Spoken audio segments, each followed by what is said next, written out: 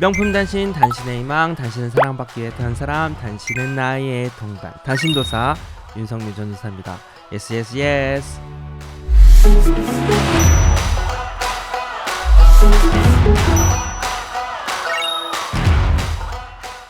전사님 오늘 몸이 좀 안 좋더라고요.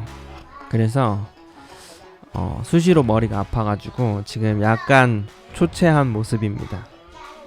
오늘의 본문은 마태복음 9장 18절에서 26절 말씀이고요. 오늘도 캡틴 초이와 함께 말씀을 살펴보도록 하겠습니다. 캡틴 초이.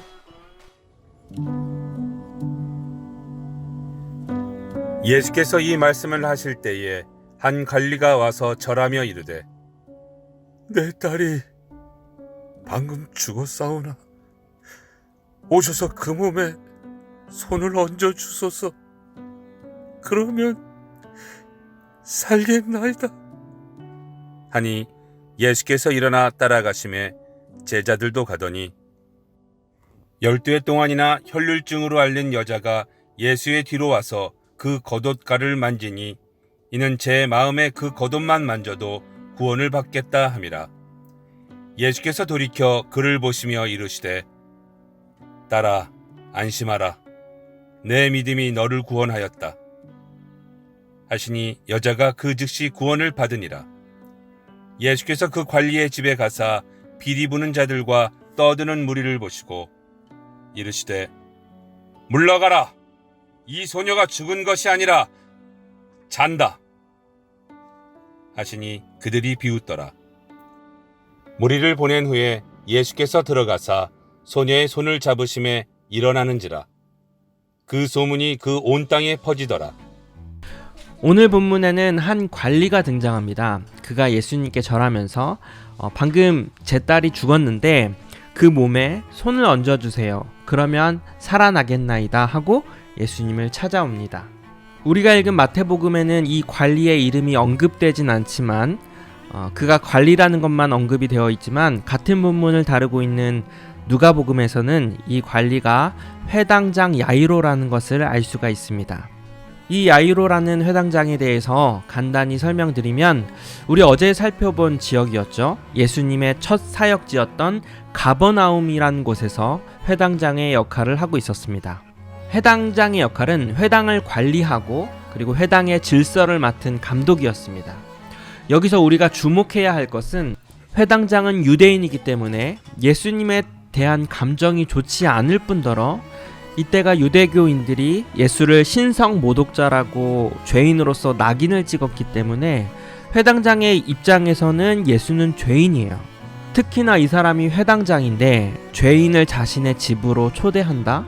이것은 있을 수 없는 일이죠. 그러나 그의 신념과 가치가 어디에서 무너졌나요? 딸의 죽음이 현실로 다가왔을 때 그는 예수께 다가와 자신의 딸을 살려달라고 애원하게 됩니다. 또한 야이로의 마음에는 예수님이 자신의 딸을 살려낼 것이라는 확고한 믿음이 있었습니다. 예수님이 죽은 자도 다시 부활시킬 수 있다고 그는 믿고 있었어요. 그래서 예수님에게 나와 이렇게 청하죠. 우리 집에 오셔서 죽은 딸에게 몸에 손만 얹더라도 딸이 살아날 것이다 라고 고백하지 않습니까? 야이로에게는 이런 믿음이 있었습니다. 우리도 때로는 삶의 어려움을 만납니다. 우리 친구들도 그동안 삶을 살아오면서 어려운 순간들을 많이 만났을 것이고 또 앞으로도 더 많은 어려움들이 여러분들을 기다리고 있을지도 모르겠어요. 그러나 우리에게 야이로와 같은 믿음이 있기를 소망합니다. 그의 딸의 죽음이라는 엄청난 삶의 문제 앞에 그는 예수님께 삶의 문제를 올려드리잖아요. 이 야이로의 마음에는 예수님이 병도 고친다는데 한번 가서 부탁이라도 해보자, 어떤 지푸라기를 잡는 심정으로 예수님께 나아가는 게 아니에요. 예수님이 살려낸다, 확실한 믿음을 갖고 예수님께 찾아간 것입니다. 주님이 손만 얹으셔도 내 딸이 살아날 것입니다. 이런 믿음을 가지고 있었던 것이죠. 그가 예수님이 전지전능한 하나님이라는 것을 고백하잖아요. 다시 살려낸다는 확신에 차 있잖아요. 그러니 우리가 어떤 문제를 만나도 좌절하지 않는 이유는 무엇일까요? 믿음으로 극복하고 또 다시 전진해 나갈 수 있는 근거가 뭔가요? 우리 주님에게 능치 못할 일이 없으시다는 것입니다. 주님이 살려낸다. 주님이 인도해 내신다. 이 확신을 가지고 기도하는 여러분 되기를 소망합니다. 기도라도 해보자가 아니라 삶의 문제, 삶의 작은 문제 하나하나라도 주님께 올려드리면서 주님을 신뢰하는 자세로 하나님을 의지하는 여러분들 되기를 소망합니다. 그런데 20절에서 21절을 보면 12해를 혈루증으로 고통받았던 한 여인이 불쑥 등장합니다.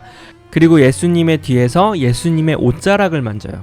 그녀는 예수님의 옷자락만 만져도 혈루증에 대한 병은 저도 의학적으로 잘 모르겠지만 알아본 결과 여성의 경우 하혈을 계속하게 되는 몹쓸병이라고 합니다. 그런데 그 당시 하혈하는 여성은 율법에 의하면 부정한 사람으로 규정되어 있기 때문에 제사장들도 혈루증을 앓고 있는 여인들을 만지거나 접촉하는 것을 굉장히 기피했습니다.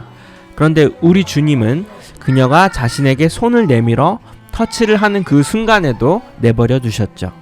그러자 그 여인의 병이 나았습니다. 그리스도의 옷깃만 만졌을 뿐인데 12년 동안 앓고 있던 난치병이 회복이 된 것이죠. 이 사건 또한 그녀의 작은 믿음이 작동했습니다. 주님의 옷깃만 만져도 자신이 회복될 것이라는 믿음이 있었고 예수님께 나아갔던 것입니다. 전사님이 항상 주일 설교 마치면 여러분에게 결단을 촉구하죠. 어제도 여러분의 의지를 드려야 한다고 말씀드렸잖아요. 신앙은 결단이에요. 누가 끌어줄 수 없는 겁니다. 해당장 야이로가 자신이 직접 예수님께 나오지 않았습니까? 그가 관리로서 밑에 종들도 있었을 테지만 자신이 직접 나오지 않아요? 혈루증을 앓은 여인도 그 수많은 인파 속에서 주님께 나아가야겠다고 안간힘으로 손을 뻗어 예수님의 옷자락을 만지지 않았습니까? 오직 여러분이 단독으로 하나님 앞에 나아가야 합니다. 오늘 본문에 등장하는 두 사람의 믿음은 불가능한 상황을 주님이 해결해 주실 것이라는 믿음이 있었습니다. 그리고 자신의 한계를 뛰어넘어 예수님께 나아갔던 것이죠. 야이로는 유대인으로서의 한계를 뛰어넘었고 혈루증을 앓은 여인은 자신을 부정하게 바라보는 군중을 뚫고 한계를 뛰어넘었습니다.